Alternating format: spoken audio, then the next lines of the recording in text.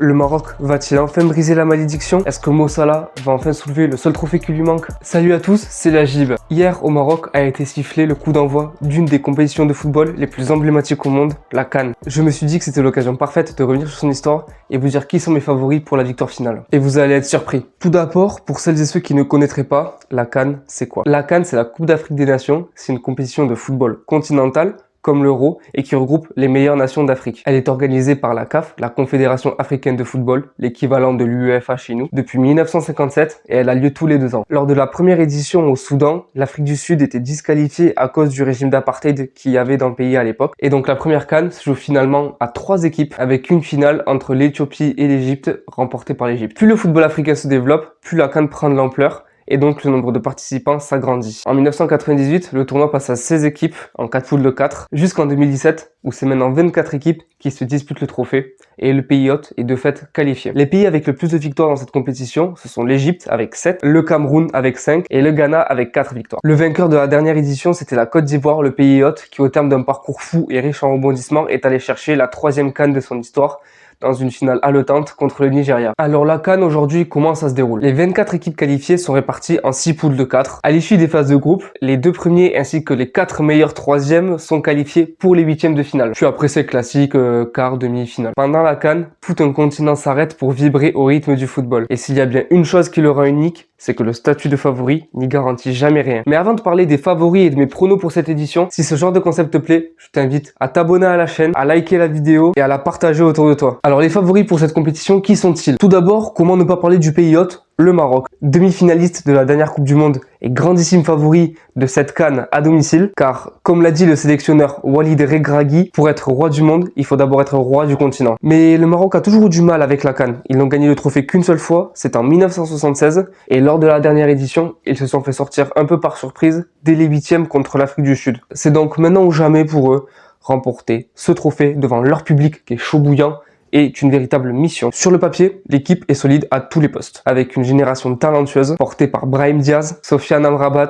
Asdin Ounahi ou encore Naïef Aguerd. Reste une vraie inconnue, l'état de santé de Achraf Hakimi, le latéral du PSG. Capitaine, leader de cette équipe, classé 6e au Ballon d'Or, il se remet d'une blessure à la cheville et son état physique reste incertain. Et attention, parce qu'un Maroc avec Hakimi ou un Maroc sans Hakimi, c'est clairement pas la même équipe. Avec la pression et l'attente qu'il y a tout autour de cette formation, c'est loin d'être gagné d'avance pour eux. La deuxième équipe favorite selon moi, c'est le Sénégal. Équipe qui a gagné la première CAN de son histoire en 2021 et qui arrive selon moi avec le statut de grand favori avec la pression du résultat en moins. L'effectif de cette équipe est certainement le plus dense et le plus efficace de toute la compétition. Les joueurs de la rotation peuvent interchanger avec les titulaires sans problème et sans affecter la qualité de jeu proposée sur le terrain. Et sur le terrain, leur manière de jouer a bien changé depuis la dernière CAN. Papio est arrivé depuis 1 an et met en place un football plaisant à regarder, technique, avec une réelle volonté de mettre la main ou le pied sur le ballon. Mais attention à ne pas se faire surprendre. Si Sadio Mané est moins en forme, l'équipe arrivera-t-elle à mettre son football en place? Même question pour les équipes avec un bloc très bas.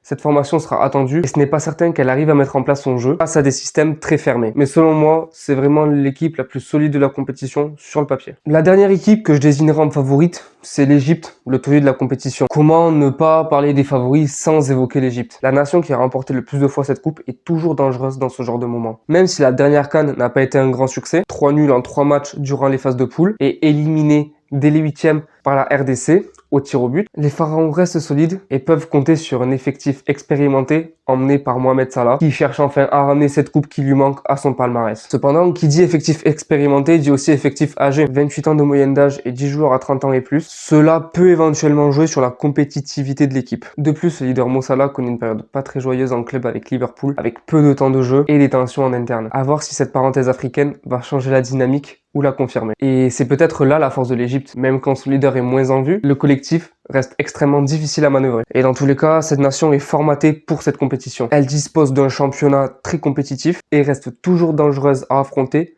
surtout en phase finale. Je vais maintenant parler de 2 nations que je considère comme des outsiders assez sérieux pour cette compétition. Tout d'abord, le dernier finaliste, le Nigeria. Certains pourraient me dire qu'au vu de leur parcours lors de la dernière édition, ils pourraient prétendre au statut de favori. C'est vrai, mais pas selon moi, et je vous explique pourquoi. Les Super Eagles sont une équipe régulièrement présente en phase finale de la CAN, et sur le papier, leur animation offensive est très impressionnante, avec des joueurs comme Ademola Lookman, Samuel Chukwueze, Moses Simon, ou bien sûr Victor Osimhen. Cette équipe est capable de faire la différence à tout moment. Et c'est ce qui en fait une équipe très dangereuse dans un tournoi comme la CAN. Mais attention, car derrière on voit beaucoup d'inconstance et ils ont parfois du mal à tenir le score sur toute la durée d'un match. Typiquement lors du match décisif contre la RDC pour la qualification en Coupe du Monde, match qu'ils ont perdu alors qu'ils ont ouvert le score très tôt avant de se faire rejoindre et de se faire éliminer plus tard au tir au but. Et enfin, je pense qu'on peut se poser la question quant à une certaine Osimhen dépendance, qu'en 2021, il n'est pas là, le Nigeria se fait sortir dès les huitièmes de finale. Qu'en 2023, il est présent, ils vont en finale. Alors je ne dis pas que tout repose sur lui, mais difficile de ne pas voir son influence dans le parcours du Nigeria. Et la vraie question, c'est que se passe-t-il si ce joueur est moins en forme ou diminue physiquement? Reste que ce mélange entre puissance offensive et défense parfois irrégulière fait du Nigeria un outsider très intéressant selon moi, capable de battre n'importe qui et de se faire surprendre aussi. Le deuxième outsider que j'aimerais mettre en avant, c'est la République démocratique du Congo. La RDC, que j'ai déjà évoqué à 2 reprises, est une sélection en constante progression ces dernières années. Sa demi-finale lors de la dernière compétition n'a vraiment rien de hasard. Après un début de campagne compliqué, ils parviennent finalement à se qualifier pour la compétition. Ils terminent invaincus en phase de poule avec 3 matchs nuls en 3 matchs, sortent l'Égypte en 8e et la Guinée en quart. Depuis lors, la dynamique s'est confirmée. La RDC s'est imposée contre le Nigeria comme je le disais précédemment. Elle ne se trouve désormais qu'à un seul match d'une qualification historique en Coupe du Monde. Cette progression porte clairement la marque du travail de Sébastien Desabre, le sélectionneur, dont l'impact est impressionnant. Sous sa direction, la RDC est devenue une équipe organisée, disciplinée et très difficile à manœuvrer, parfaitement taillée pour les compétitions à élimination directe. Autour de cadres comme Chancel Mbemba, Cédric Bakambu ou le goal Lionel Mpassi, Desabre s'appuie également sur une nouvelle génération très prometteuse, notamment au milieu avec des profils comme Sadiki ou Muko, qui peut devenir le vrai atout dans l'entrejeu pour cette équipe. Sans oublier l'arrivée du latéral Wan-Bissaka pour renforcer tout ça, après à voir comment il sera intégré au projet de jeu. Mais malgré cet effectif assez fourni, la RDC a parfois du mal à tuer les matchs et peut se retrouver muette devant le but. Et la blessure de l'attaquant Yohan Wissa juste avant la compétition ne va pas aider dans ce secteur. Surtout dans une compétition, encore une fois, aussi serrée et relevée que la CAN. Dans ce contexte, la gestion des temps forts et des temps faibles va être primordiale. Et c'est peut-être là que la CAN se joue parce que cette équipe n'aborde pas la compétition avec le même statut qu'il y a 2 ans. La RDC n'est plus une surprise, elle sera attendue, observer et devra gérer cette pression supplémentaire. D'autant plus qu'elle partage sa poule avec le Sénégal, ce qui pourrait l'amener à finir potentiellement 2e et donc prendre un adversaire plus coriace dès les 8e de finale. Pour conclure, je sais que je n'ai pas parlé de toutes les équipes et c'est volontaire. À la CAN, ce sont pas toujours les noms ou les palmarès qui gagnent, ce sont les dynamiques, les détails et les manières de gérer les moments clés. J'aurais pu mentionner le Cameroun, mais avec l'instabilité qu'il y a autour de la fédération actuellement, qui amène un contexte pas vraiment serein, j'ai vraiment du mal à les imaginer aller loin dans cette compétition, même si on sait très bien que c'est le genre d'équipe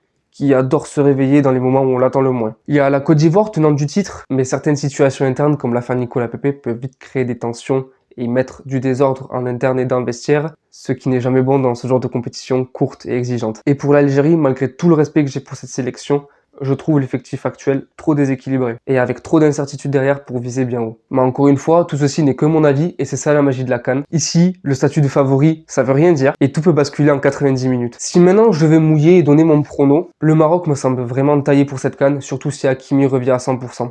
Sans lui, ça risque d'être plus compliqué quand même. Mais attention, je vois bien une surprise s'inviter en finale. Je verrais bien la République démocratique du Congo arriver une finale et si on m'annonce une finale Sénégal-RDC, je signe directement.